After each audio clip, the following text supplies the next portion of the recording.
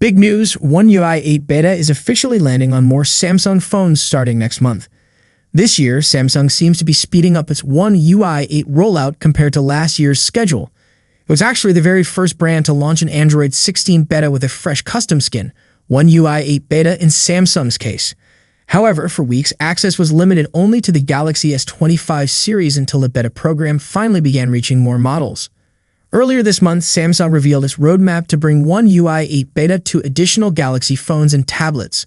Soon after, the Galaxy S24 lineup, Galaxy Z Fold 6, and Galaxy Z Flip 6 were included in the beta update, with even more Galaxy devices now confirmed to join in September.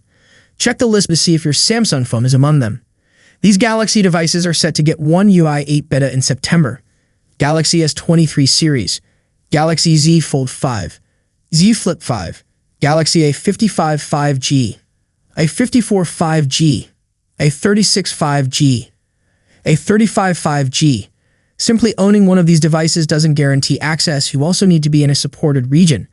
Eligible countries include Korea, the US, the UK, and India. Keep in mind that updates roll out in waves, so even if One UI 8 Beta goes live in another region, it may take a little longer to arrive on your phone. Stay patient and don't forget to keep checking for the One UI 8 Beta banner in your Samsung Members app.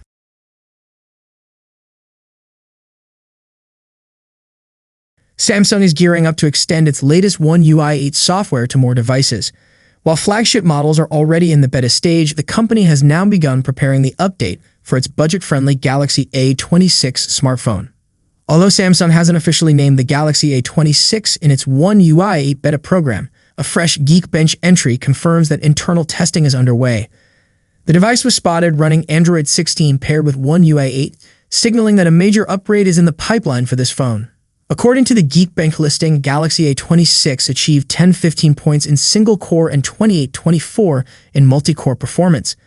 These figures aren't a true reflection of the final build since it's still an early version, but they do confirm the phone is being optimized with new software. The Galaxy A26, however, was not on that roadmap until now, but internal testing suggests otherwise. That's it for today. What's your thoughts on this? Let me know in the comments section. As always, see you in the next video. Peace out.